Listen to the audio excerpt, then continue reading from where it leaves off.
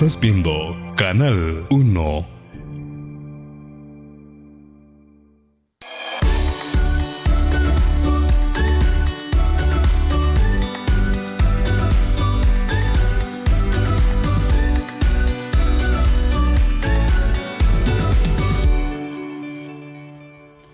Hola, hola, ¿cómo están? Muy buenas noches. Como todos los jueves a las 8 en punto, estamos aquí en esta cita con ustedes a través de Canal 1, que también nos pueden ver a través de las redes sociales de nuestro canal. Puede ser en Facebook como Canal 1 y por supuesto también este programa queda en la página de Canal 1 en internet, así que también lo pueden recomendar a sus amigos para que lo vean. Incluso ahora hay una aplicación que se llama Canal 1 y que ustedes pueden bajar y tenerla en su teléfono, ya sea para teléfonos Android o para teléfonos Apple. Y recuerden también que el programa se repite los viernes a la 1 de la tarde y los sábados a las 7 de la noche.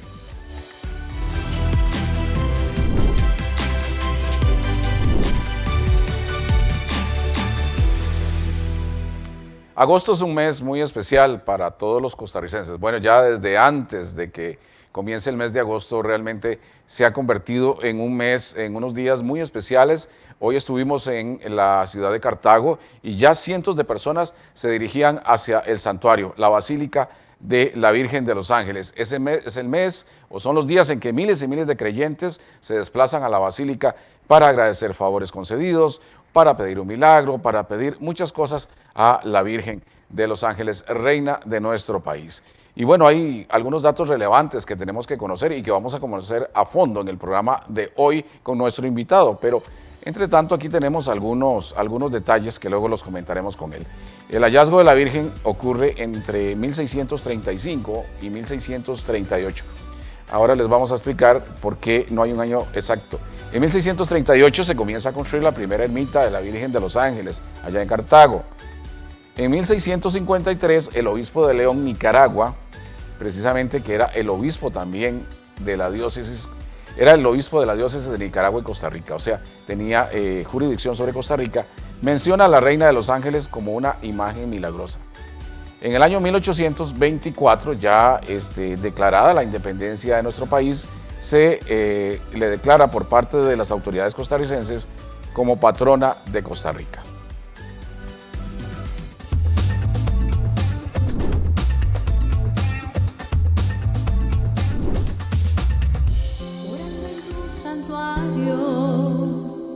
Reina de los ángeles, puedo ver cuántos hermanos fervientes vienen hacia ti, con promesas, peticiones o en acción de gracias, todos con fe y con devoción a visitar la Madre del Señor.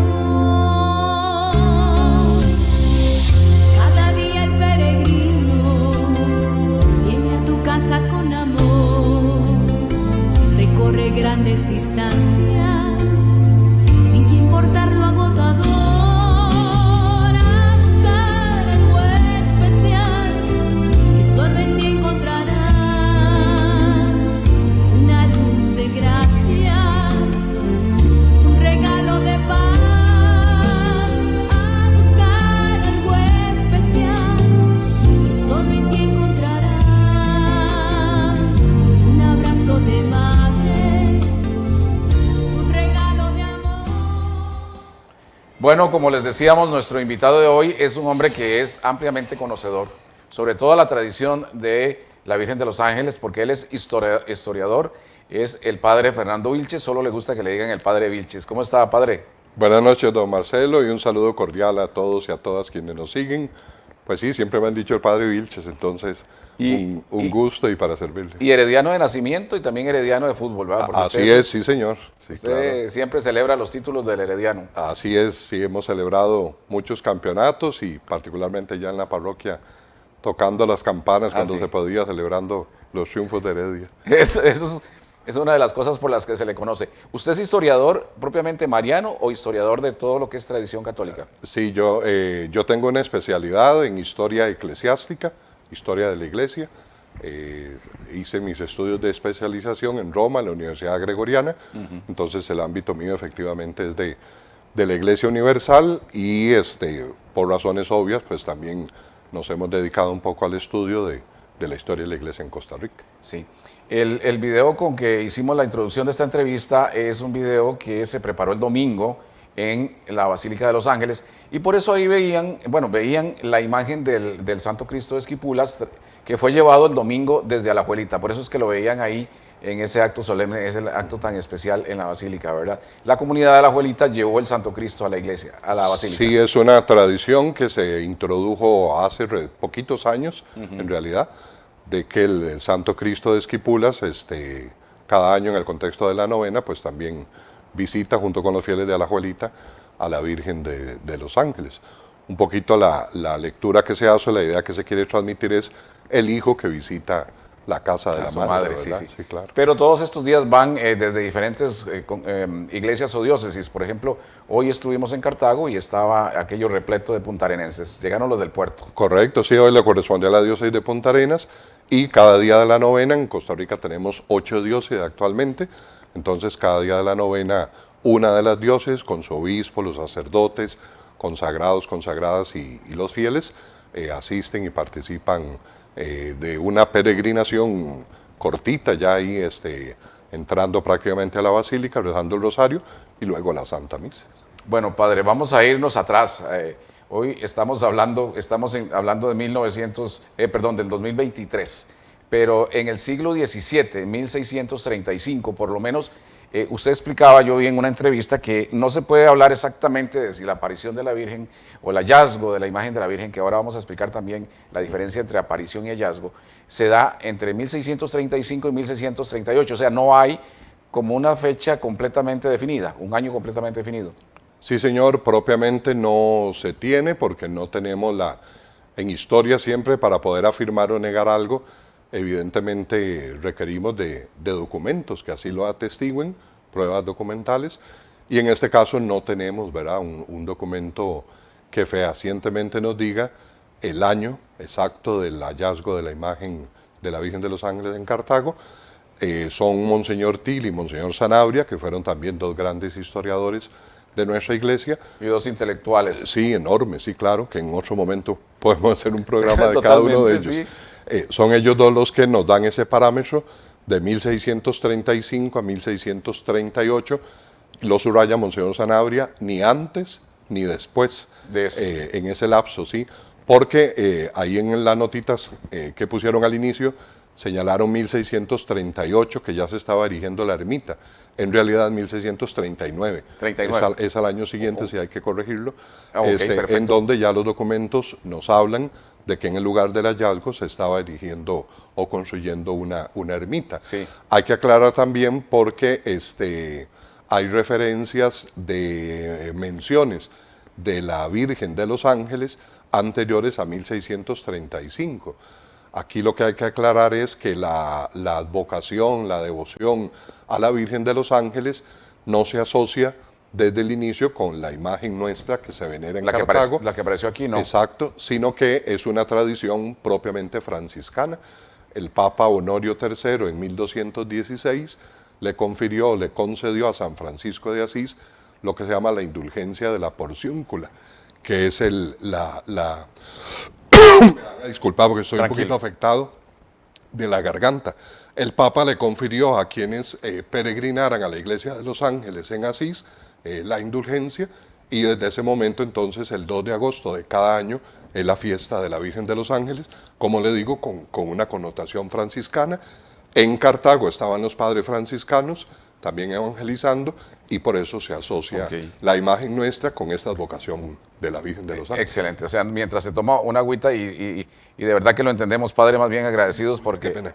No es pena, porque usted ha estado afectado de la gripe. No, con mucho gusto. Que entonces sí, que aclarar eso, que la conmemoración del 2 de agosto de la Reina de los Ángeles o de la Virgen de los Ángeles es antes que nuestra conmemoración aquí en nuestro país. Pero sí, don Marcelo, perdón que le interrumpa, muy importante para que quede clarito, de que los documentos, algunos de los que se mencionaron también ahí en la introducción, sí dejan claro que el hallazgo de la imagen fue un 2 de agosto. Sí. Eso sí, ¿verdad? Bueno, eso tiene también un gran significado.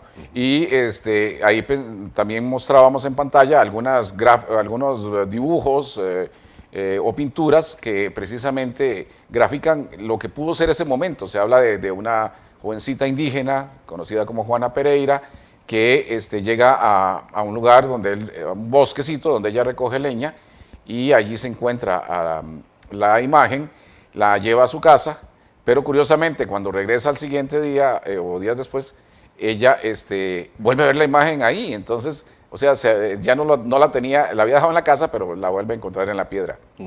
Exacto, ese es el relato tradicional, ¿verdad?, del hallazgo.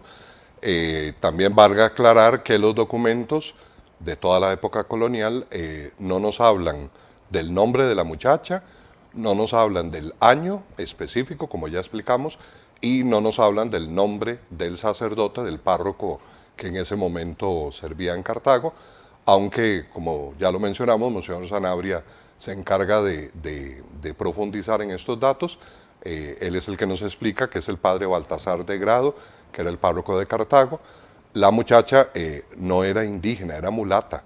Bueno, perdón, y tiene un significado mucho más grande, porque si ya de por sí los indígenas en toda la época colonial, todo lo comprendemos por las razones que entendemos y que no es momento de explicar ahora, estaban en una situación de marginación, los mulatos, entiéndase lo que hoy llamamos afrodescendientes, estaban en una situación todavía mucho más precaria. Claro, una pobreza total. Total, y en una marginación y una explotación increíble, aunque no todos los mulatos, hay que aclararlo, eran esclavos, si un buen número de ellos lo eran, y también es parte del profundo significado que tiene la Virgen de los Ángeles para nuestra historia, el hecho de que haya sido una mulata la que la halló, y además la misma figura de la imagen de la Virgen que tiene ese color moreno. Ella quiso también tomar ese color moreno, ¿verdad?, como una afrodescendiente. Uno de los obispos, usted lo explicó muy bien, durante toda la colonia, Costa Rica perteneció a la diócesis de León, de Nicaragua, desde 1565, incluso hasta después de la independencia, hasta 1850, que se erige la diócesis de Costa Rica. 1850, 30 años después de la independencia, todavía pertenecíamos a Nicaragua. Prácticamente estábamos cerca de la campaña nacional, y apenas se estaba nombrando una diócesis. Exacto, es correcto, sí señor, y se nombra el primer obispo, Monseñor Anselmo Llorente y La Fuente. El detalle es que los obispos de Nicaragua tenían la obligación, siendo Costa Rica parte de su diócesis, de realizar lo que se llamaba la visita episcopal. De 38 obispos de León, que en todo este periodo tuvo la diócesis, solo 11 vinieron a Costa Rica. Uno de ellos, Monseñor Morelli Santa Cruz, da un testimonio o una descripción muy bonita en 1751 de cómo era la ermita, la iglesia en donde se veneraba la imagen de la Virgen, y él resalta este detalle. Él dice que 1751. Ya estábamos hablando de un siglo. Más de un siglo después. Sí, señor, del hallazgo. Ya lógicamente estaba la iglesia, la devoción a la Virgen, etcétera, que ahora podemos explicar, o hay que explicarlo. Sí. Pero el obispo, sobre todo, subraya cómo la Virgen quiso poner su morada en ese lugar en donde habitaban los que eran particularmente marginados.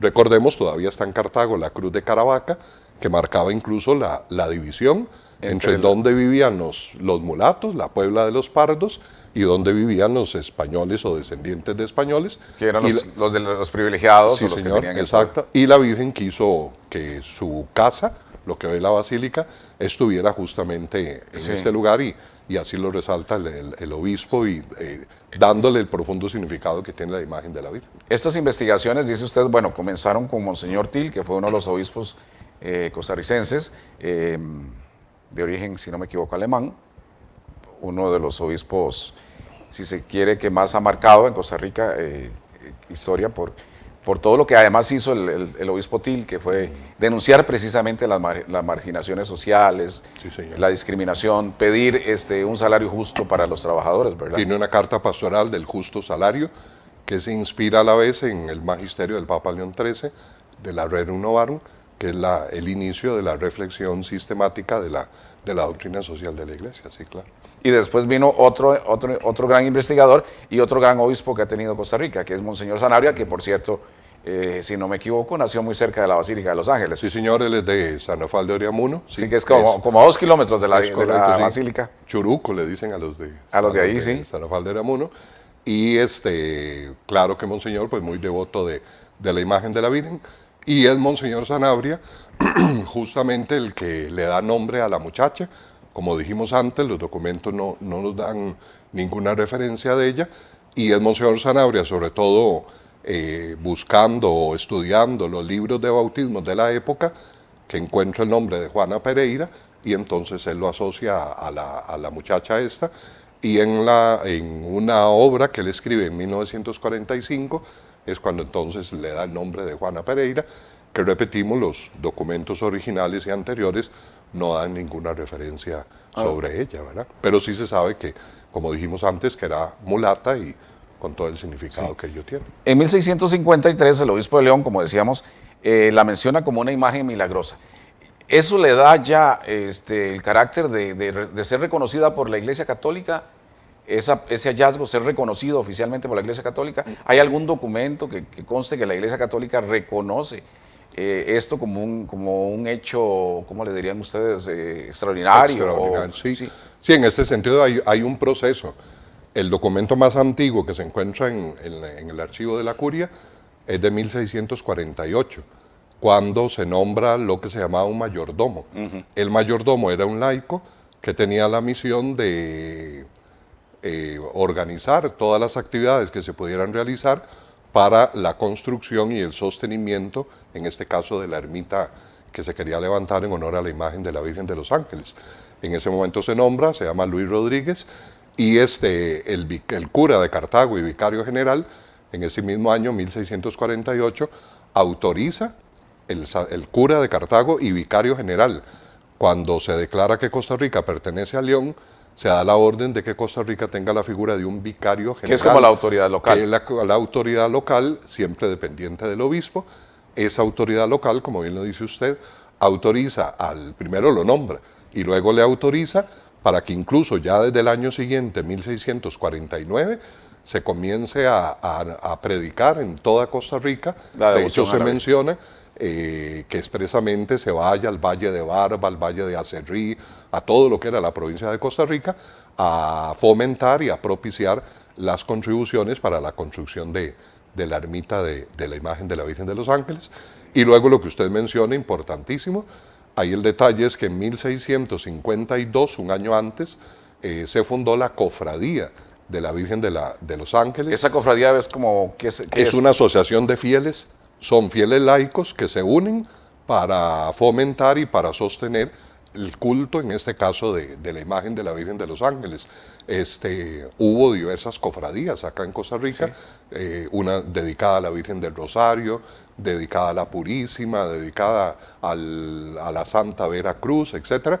Y ya para 1652, notemos que estamos hablando muy poquitos años, sí, del hallazgo. Si tomamos 1635, 14, que es el año tradicional que se toma, bueno, un poquito más. Es muy poquito, o sea, son 17 años prácticamente, y ya hay una cofradía que se funda para sostener el culto a la imagen de la Virgen.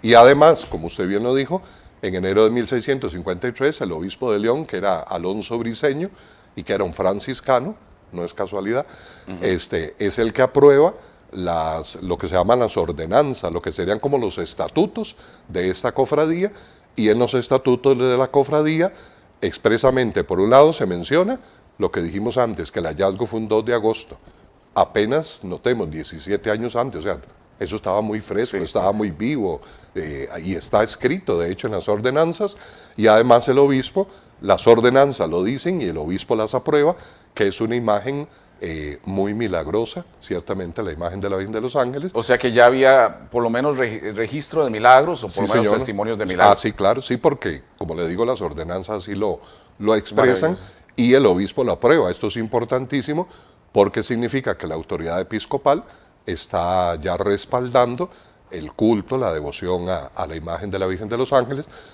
Después será en 1739, ya sí 100 años después prácticamente, que otro obispo de León que viene acá a Costa Rica declara a la Virgen de los Ángeles patrona de Cartago, inicialmente solo de Cartago, 1739. 1739. Sí, señor. Declara a la Virgen patrona de Cartago y además declara festivo el día 2 de agosto, que eso Padre, también es muy importante, ¿verdad? Tengo que ir a hacer una pausa, así descansa un poquito Sí, la señor. garganta. Bueno, muchas gracias. Pero datos históricos hay montones, ¿verdad? Es increíble. Claro, falta mucho. Faltan muchos, así que ya casi venimos, que vamos a ir a la pausa. Y precisamente tenemos por acá otro dato interesante. ¿Sabía usted que el año próximo se van a cumplir 200 años de la proclamación de la Virgen de los Ángeles como patrona de Costa Rica? El padre les va a explicar por qué.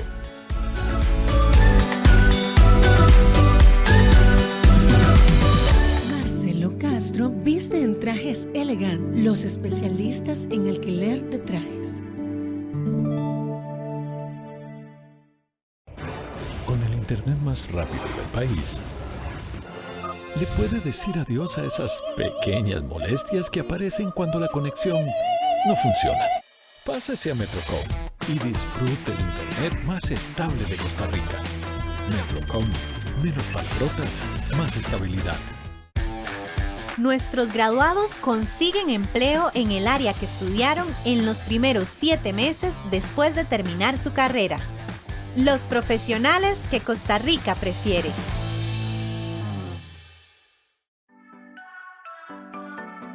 ¿Querés ser parte del viaje seguro por la niñez? World Vision te está buscando. ¿Sabes cómo superhéroes, al igual que vos, cambian la vida de los niños, niñas y adolescentes? Ellos te lo van a explicar. Aprendo a hacer las cosas sola.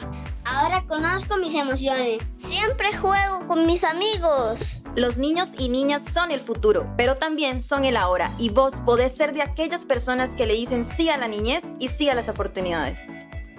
Costa Rica genera 4.000 toneladas diarias de residuos. ¿Qué pasaría si nadie se ocupara de recolectarlos? Las alcantarillas amanecerían colapsadas de desechos, olores nauseabundos impregnarían el ambiente, habría graves problemas de salud y criaderos de diversas plagas.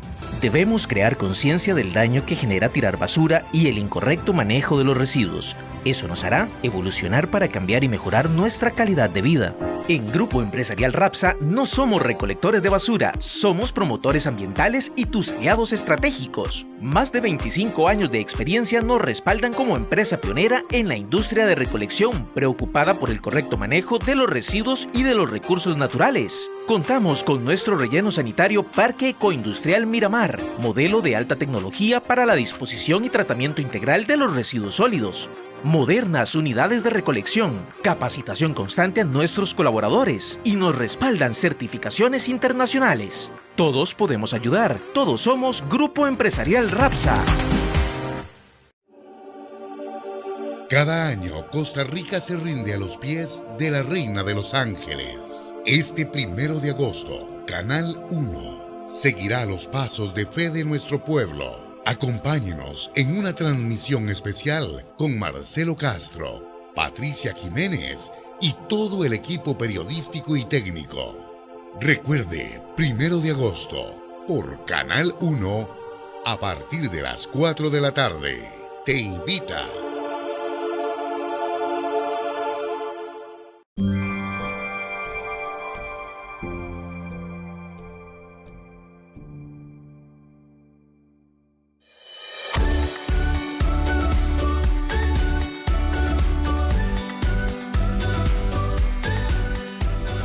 Encuentro con doña Jamie, que viene desde Santa Cruz de Turrialba.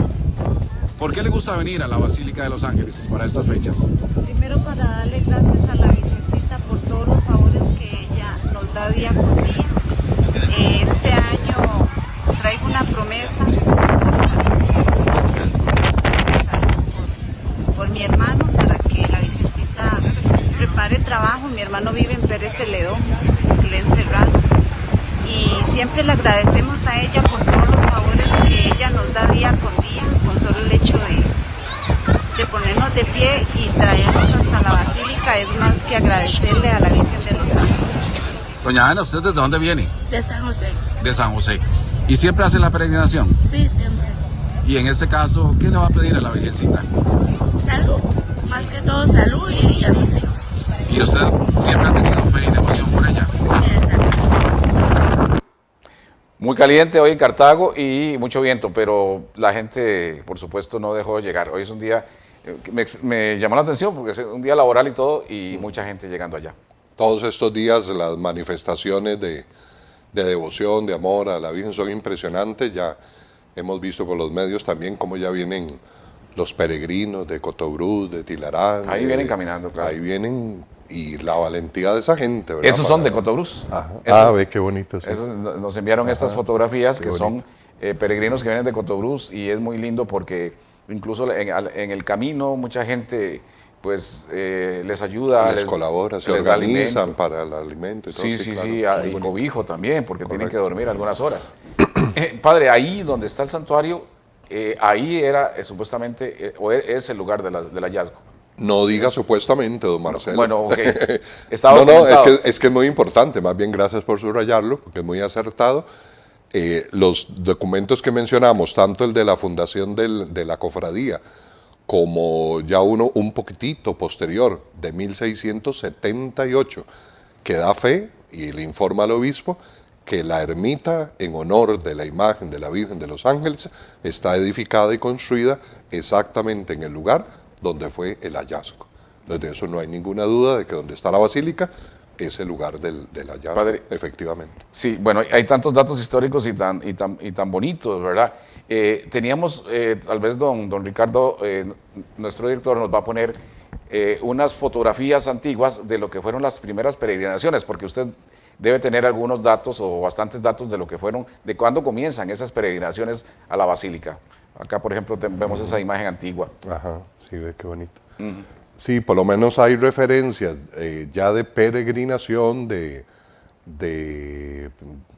esta idea de caminar al encuentro con la imagen de la Virgen en Cartago a finales del siglo XIX. Finales del siglo XIX ya hay referencias, y a lo largo de todo el siglo XX lo mismo, ¿verdad? Hay que recordar que la idea de la peregrinación... Qué diferente de la plaza. Sí, así era. Era como un parque. Era un parque, sí, claro, sí señor. Nosotros todavía lo recordamos así. ¿Usted lo recuerda? Sí, claro, porque la plaza fue edificada en los años 90. El que después fue obispo de Limón y de Cartago, Monseñor Ulloa, siendo párroco y rector de la basílica, fue el que impulsó la edificación de lo que es actualmente la plaza. Le decía que la idea de la peregrinación es una práctica, una costumbre cristiana antiquísima, ¿verdad? Eso le iba a preguntar yo. Sí, claro, sí, porque ya desde el siglo III, siglo IV, los cristianos peregrinaban, por ejemplo, a Roma para visitar las basílicas de los apóstoles, San Pedro, San Pablo. Por ejemplo, ya en el siglo IX, las peregrinaciones a Santiago de Compostela, que fue uno de los principales lugares de peregrinación, y así otros.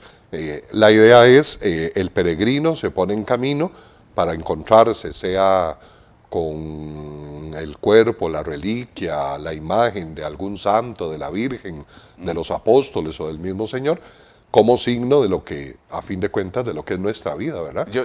Somos peregrinos, estamos caminando hacia lo que es lo definitivo, que es la vida eterna. Entonces, la idea de peregrinar, de ponerse en camino, en este caso, para ir al encuentro de la imagen de la Virgen de los Ángeles, es como ese signo del camino que realizamos en la vida para que algún día podamos llegar al encuentro definitivo con Dios, ¿verdad? He leído incluso que se hacían muchas peregrinaciones, por ejemplo, cuando habían pestes, cuando habían, bueno, como ahora que fue el COVID, pandemias de ese tipo, ¿verdad? Que la gente peregrinaba, ya sea al santuario de Jesús, de algún santuario sí, de señor. Jesucristo. Sí, ya esto particularmente ya estaríamos hablando de la Edad Media, o también hay que mencionar hasta, digamos, ya con la presencia de los musulmanes en el siglo VIII, IX, X, en Tierra Santa, ya ahí el asunto sí se complicó más, pero antes de esto también las peregrinaciones a la Basílica del Santo Sepulcro, a los lugares santos, ¿verdad?, de Tierra Santa, que también eran lugares especiales de peregrinación. Bueno, vamos a otros datos. Quiero repetir el año en que se le declara primero patrona de Cartago. Esa declaratoria la hace el obispo de León, que realiza una de las visitas, como dijimos, 11 veces el obispo vino durante la colonia a Costa Rica En una de ellas, Duro viaje, ya me imagino. Sí, claro, sí. Normalmente venían entre marzo, abril y mayo, porque son los meses en que llueve menos. Sí, claro. Entonces, casi todas las visitas, marzo, abril y mayo, marzo, abril y mayo. Hay 2 visitas, Monseñor Tristán y Monseñor, bueno, ahora se me va, que incluso permanecieron un año completo acá en Costa Rica, y uno de los obispos que vino acá también murió en Cartago y fue sepultado en Cartago, estando acá en la visita.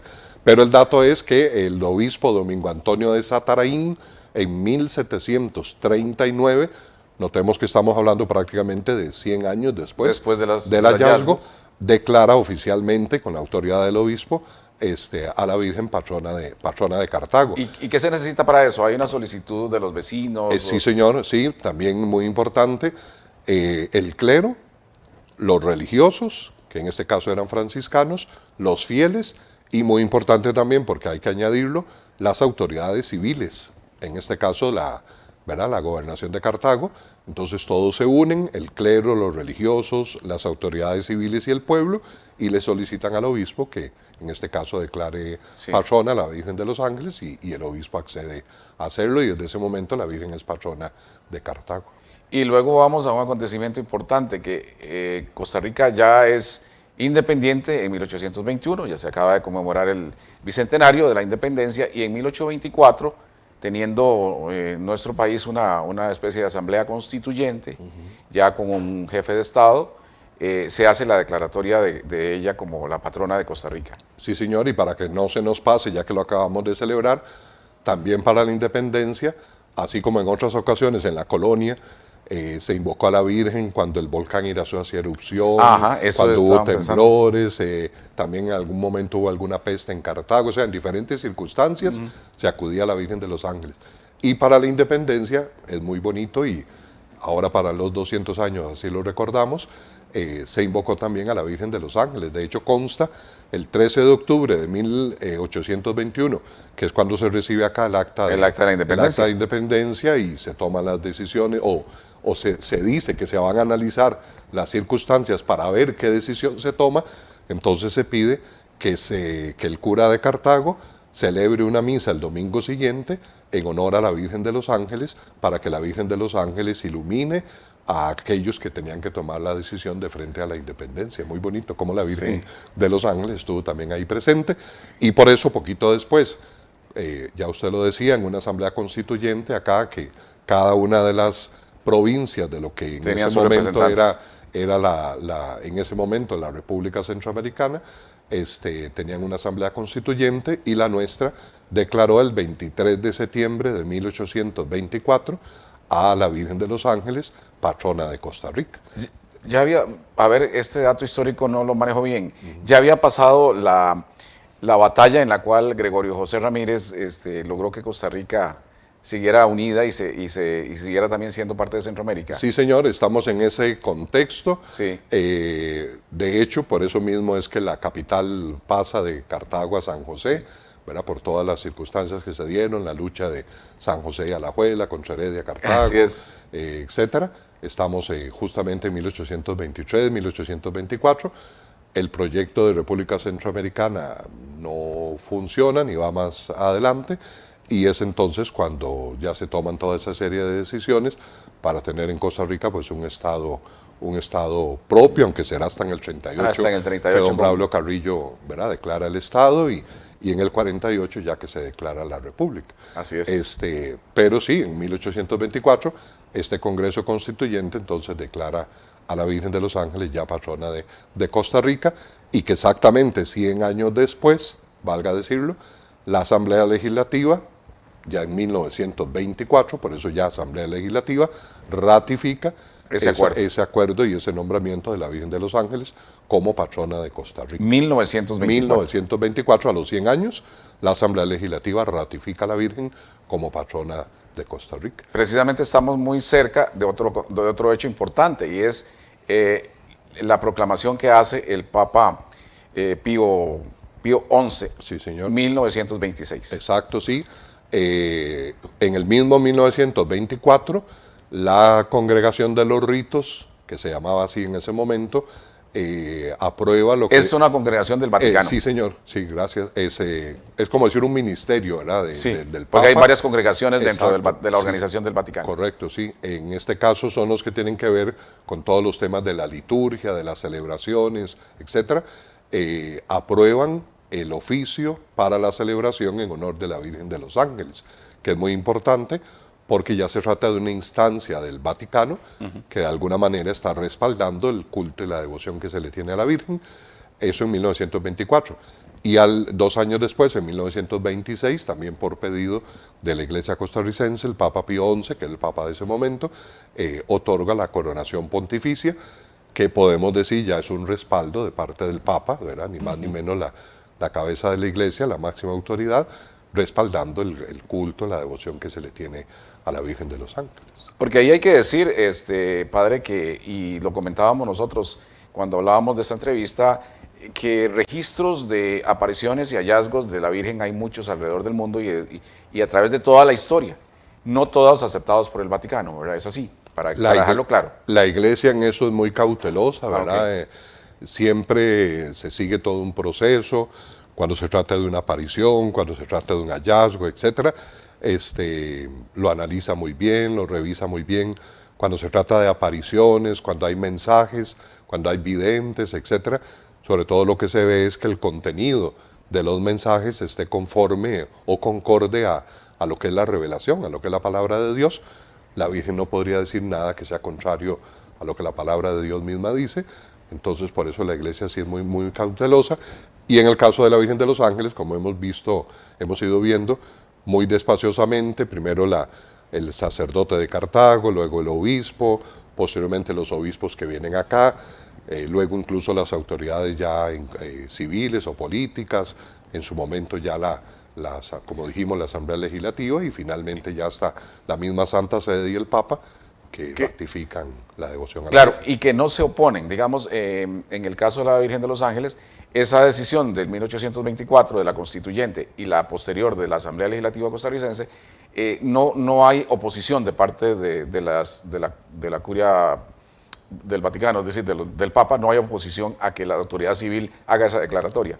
No, señor, más bien es bien visto, porque que un Estado, digamos, la autoridad civil de un Estado haga una proclamación de un patronazgo, más bien es un hecho que más bien es de aplaudir y de destacar, y bueno, en la época era relativamente frecuente, pero la Santa Sede, más bien notemos que poquitito después es que se da incluso la coronación pontificia, entonces se ve que la Santa Sede lo aprueba, ¿verdad? Hay otra cosa que es importante aclarar, porque que usted también me lo decía, no podemos hablar de la aparición de la Virgen, debemos hablar del hallazgo de la imagen de la Virgen, que son dos cosas diferentes y es importante explicárselo a nuestros televidentes. Sí, es que en el caso de la imagen de la Virgen de los Ángeles, por eso siempre hablamos de la imagen de la Virgen de los Ángeles, yo siempre lo subrayo, porque lo que aconteció entre nosotros fue justamente eso, esta muchacha mulata, como usted lo explicó, halla esta imagen, con todo, ¿verdad?, el profundo mensaje y significado que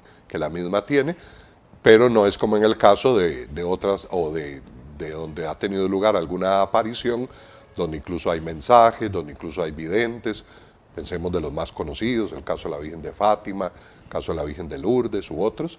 En este caso no se trata de ello, entonces por eso específicamente hablamos del hallazgo de la imagen de la Virgen de los Ángeles. Ya para ir a otra pausa comercial, padre, hay otro detalle ya viniéndonos más acá, ya contemporáneamente, ya más cerca, y es cuando el Papa Juan Pablo II va más allá y hace una declaratoria muy importante acerca de la Reina de los Ángeles, de la Virgen de los Ángeles. El Papa San Juan Pablo II, en relación a la imagen de la Virgen de los Ángeles, la declara protectora de las Américas, Bueno, si usted tiene el dato, yo sé. No lo tiene usted. Creo, pero yo, por lo menos que sea la imagen nuestra, don Marcelo, sinceramente no. Puede ser que sea la Reina de los Ángeles como tal, o la Virgen de los Ángeles, pero no la costarricense. No la costarricense, sí. No, señor. Bueno, yo encontré por ahí ese dato, pero hay que tener un poquito de cuidado con esos datos. Está bien. Sí, porque recordemos que no siempre, ¿verdad? Tal vez tiene ahí la suficiente referencia, pero no, o sea, estoy total y absolutamente seguro Por eso me toma así de sorpresa que sea, que sea la imagen nuestra, de hecho que no. Sí está claro que la Virgen de Guadalupe es emperatriz de América. También, la Virgen eso de sí lo sé. Guadalupe es patrona de toda América. Caso de la Virgen de Guadalupe sí está clarísimo. Pero que nuestra imagen de la Virgen de los Ángeles, en este caso no. Yo leí por ahí ese dato, investigando, pero bueno, puede ser un poco diferente. Le ponemos check. Exactamente, sí, así es, padre. Vamos a hacer otra pausa, ya casi regresamos. La entrevista se nos fue muy rápido, la riqueza de los datos es muy importante. Con mucho gusto. Bueno, ¿sabía usted que el 3 de agosto es un día importante para los cartagineses propiamente, no para todo Costa Rica? Pues ese día se hace la llamada pasada de la Virgen de los Ángeles, de la Negrita, desde la Basílica hasta la Catedral de Cartago, que son dos templos diferentes, ¿verdad? Ya volvemos. Marcelo Castro viste en trajes elegant, los especialistas en alquiler de trajes.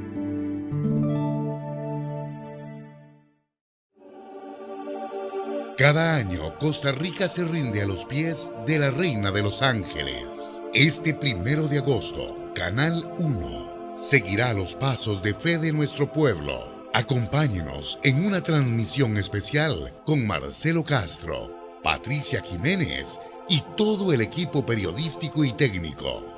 Recuerde, 1 de agosto, por Canal 1, a partir de las 4 de la tarde. Te invita.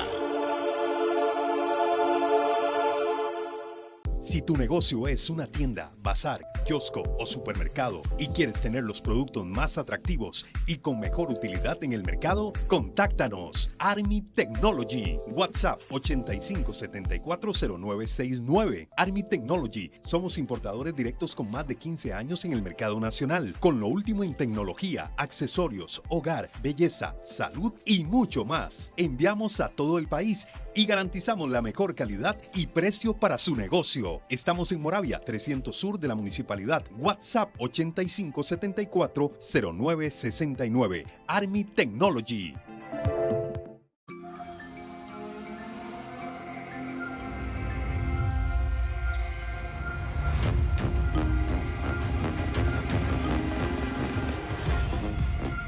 Festival Nacional de las Artes 2023 del 4 al 13 de agosto. En su edición 16 el festival se mueve por San Ramón, Palmares, Naranjo, Sarchí y Grecia. Occidente será el escenario de lo mejor del talento costarricense en teatro, música, danza y más. Festival Nacional de las Artes, la ventana a lo nuestro. Construyendo juntos con la familia Irazú. Participe por un módulo constructivo Megawall para desarrollar su proyecto. ¿Ha soñado con ser un gran músico o tener su espacio para emprender en la manicura? ¿Y por qué no? Su cuarto de lavado o su propio gimnasio en casa. ¿Y qué tal el taller de costura o ebanistería que tanto desea? Además, participe por un fin de semana en un hotel de playa, herramientas, un Smart TV, una coqueta y grandes premios más. Participe siguiendo los pasos y llenando su cupón en cualquiera de nuestras sucursales. ¡No deje pasar la oportunidad!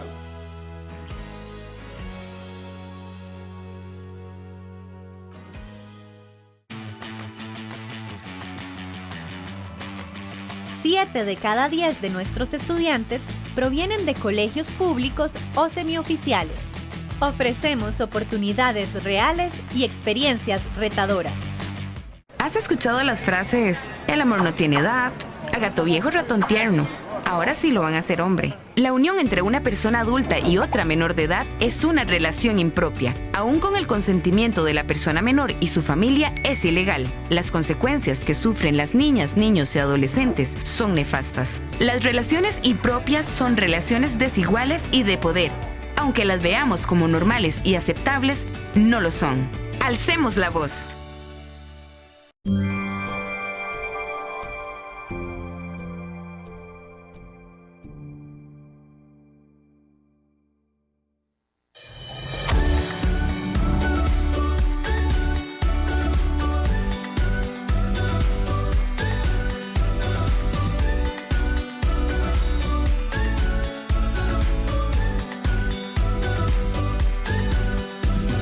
Y aquí me encontré estas alajuelenses que vienen a los pies de la Negrita y con intenciones especiales. Sí. Cuénteme, ¿su nombre?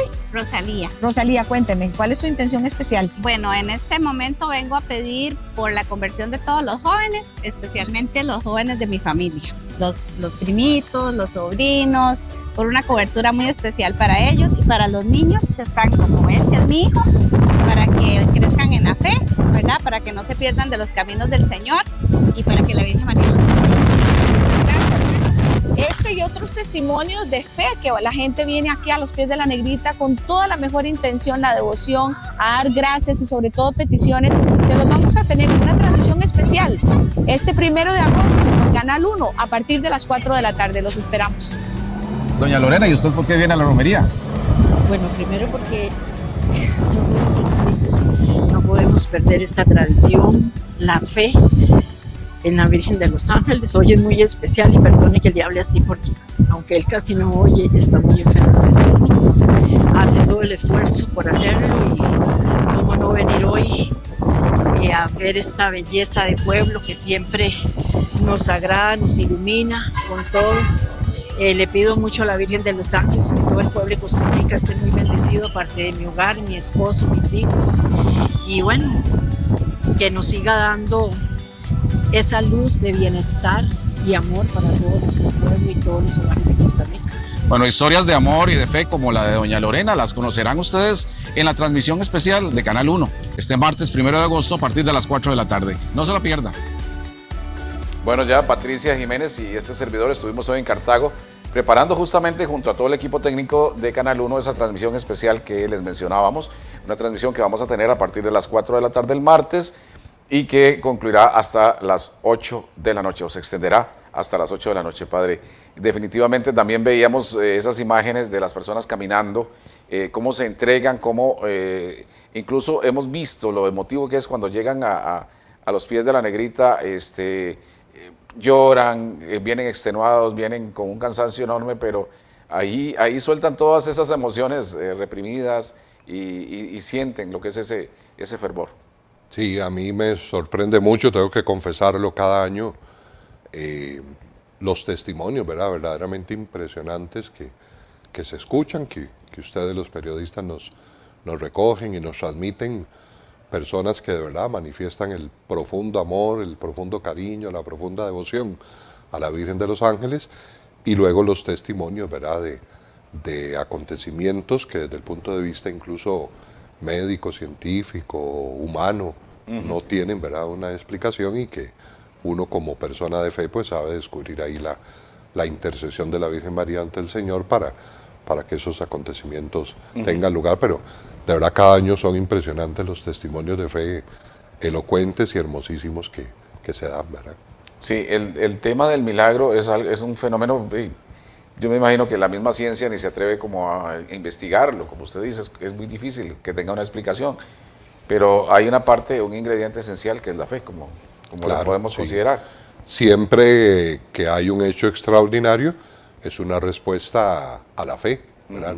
No es al revés, el hecho extraordinario no se produce para suscitar fe, el hecho extraordinario es una respuesta a la manifestación de fe, y por eso los hechos extraordinarios que se testimonian en torno a la Virgen de los Ángeles pues son respuesta a esa fe, a esa devoción, a ese cariño que se le tiene a ella. Claro.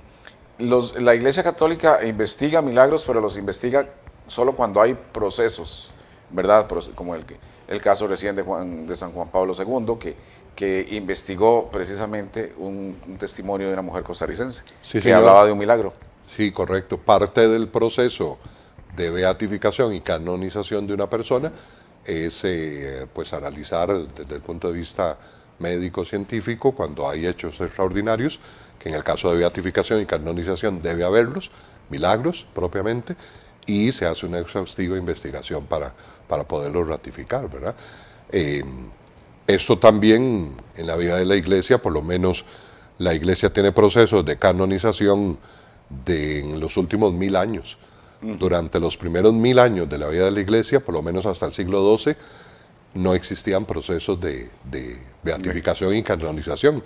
La práctica era que una persona que durante su vida tuvo fama de santidad, cuando moría, comenzaba ya el culto en torno sobre todo a su tumba, y entonces eran asumidos como santos o santas, ¿verdad? Entonces por eso Bueno, todos no había testimonio. No, señor, todos los santos antiguos del año 1100 para atrás, ninguno de ellos tuvo un proceso como estos que se hacen actualmente.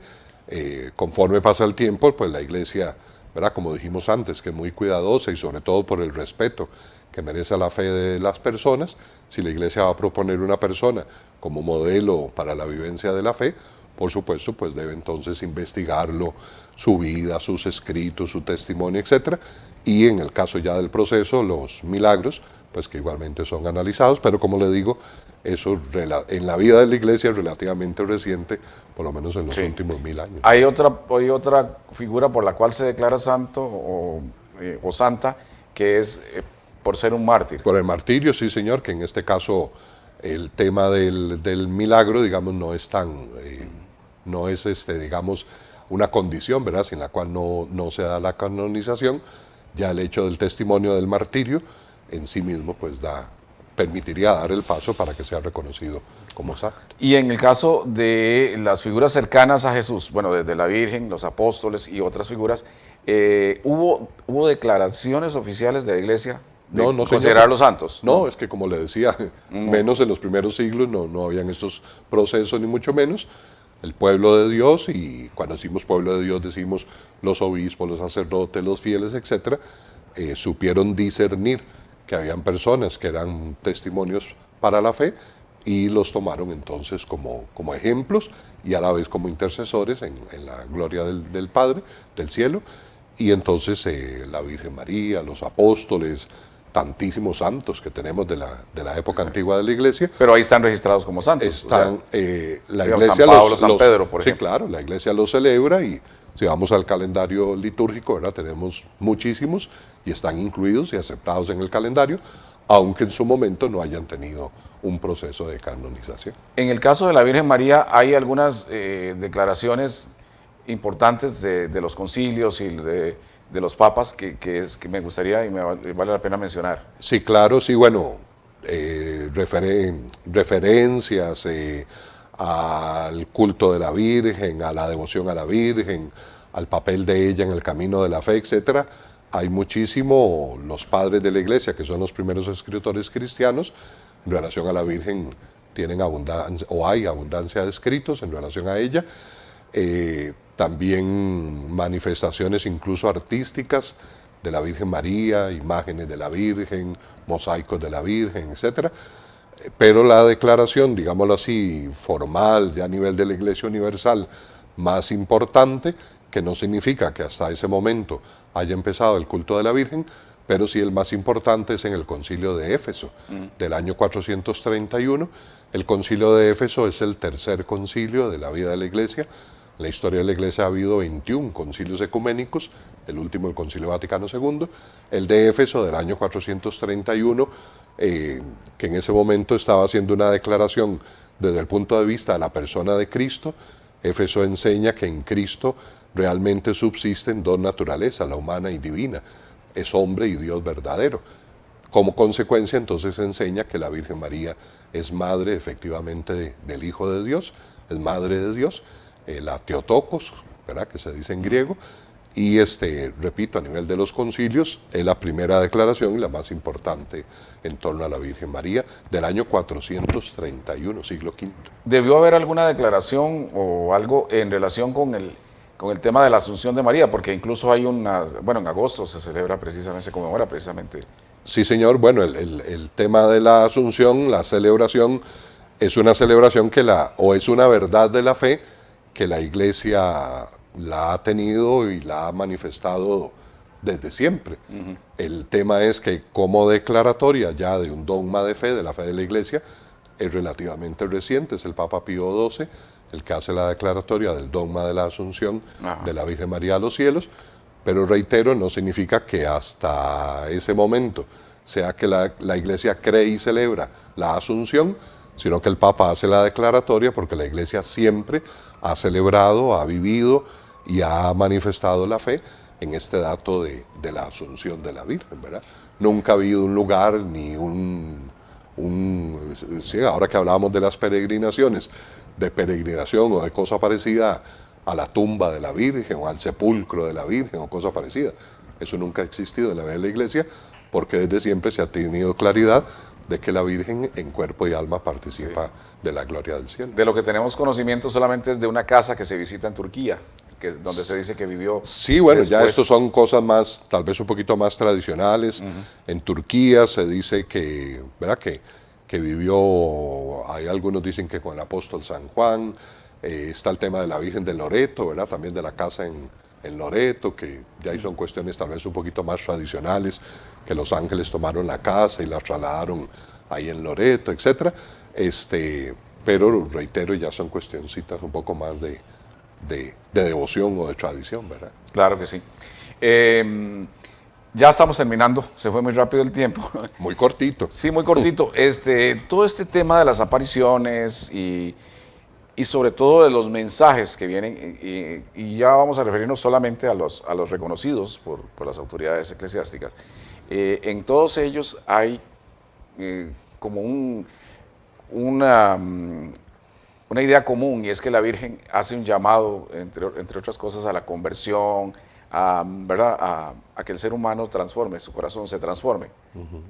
Sí, como dijimos antes, el mensaje de la Virgen tiene que estar acorde con la revelación, con la palabra de Dios, en definitiva lo que el Señor le ha confiado a la Iglesia enseñar, y de ahí que la buena parte, como bien usted lo dice, de los mensajes de la Virgen van en esa línea.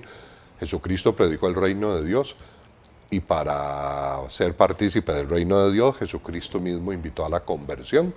Conviértanse y crean en el Evangelio, y es lo que la Virgen María igualmente en la inmensísima mayoría, casi totalidad de sus mensajes, pues invita, insiste, la conversión, volverse hacia Dios, abrirle un lugar a Dios, el cambio de vida, la vivencia de los valores evangélicos. En el caso de la Virgen de los Ángeles, para retomarlo, ese es, diríamos, el mensaje fundamental, ¿verdad?, que nos da la imagen de la Virgen, como lo comentamos hace un ratito, el hecho de la figura misma de ella, mulata, que haya aparecido en el lugar donde vivían los segregados por excelencia de ese momento de la sociedad, es un mensaje que nos da la Virgen y que en buena parte es el legado que nos da la imagen de la Virgen de los Ángeles a nivel de nuestro aquí en Costa Rica, de una vivencia de la fraternidad, del superar las barreras sociales en Costa Rica, ¿verdad? Por nuestra realidad social no tuvimos, como en otras latitudes, ¿verdad?, grandes aristócratas o cosa parecida, y en buena parte porque la Virgen de los Ángeles vino a borrar esas barreras sociales, esas barreras económicas, esas barreras étnicas, y nos viene a decir: somos un solo pueblo, somos una sola familia, somos seres humanos, somos hijos de Dios, somos hermanos, seamos como seamos, desde el punto de vista étnico, físico, social o como sea, y ese es el mensaje que sin duda nos da la imagen de la Virgen. Muy breve, en el caso de las apariciones de Fátima y otras que hay, la gente habla mucho sobre los temas de mensajes secretos que hablan por ejemplo, hablemos del fin del mundo, o hablan de un castigo muy grande. Algunas personas, no sé si esto lo hacen como para hacer más llamativas las cosas, ¿verdad?, de que la Virgen también anuncia castigos para la humanidad. No, eso no es de la fe de la Iglesia. Okay. Bueno aclararlo. Cualquier aparición que hable de eso, no es válido. Absolutamente ya está censurada y cerrada y rechazada. Ni siquiera en Fátima, porque algunos hablan de los secretos de Fátima. No, Marcelo, es que el famoso tercer secreto de la Virgen de Fátima ya fue aclarado. El Papa Benedicto XVI lo ratificó y lo clarificó. El tercer secreto era el atentado de Juan Pablo II. ¿Verdad? La visión que tuvieron ahí los chiquitos del obispo vestido de blanco, sangrando, etc. Ya está definido de que fue eso, el atentado de Juan Pablo II, las situaciones de persecución de la Iglesia, absolutamente nada que ver ni con el fin del mundo, ni con castigo, ni con cataclismo, ni con... La Virgen no anuncia eso, la Virgen es madre, nos invita así a la conversión, pero nos anuncia y nos enseña el amor de Dios y la misericordia de Dios, que es lo que estamos llamados a vivir como hermanos, que es lo que nos enseña la Virgen de los Ángeles, y no otra cosa. Bueno, Padre, muchas gracias. Gracias, así hemos disfrutado mucho de su conocimiento, de la historia y de todo lo que usted ha podido estudiar y aportar.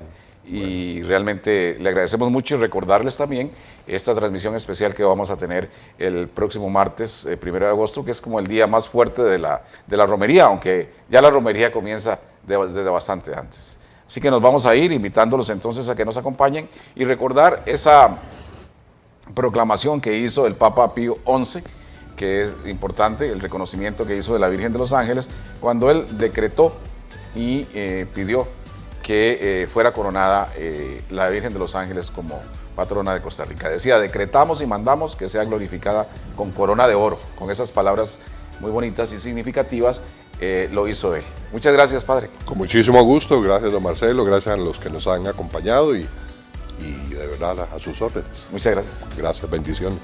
Hasta luego.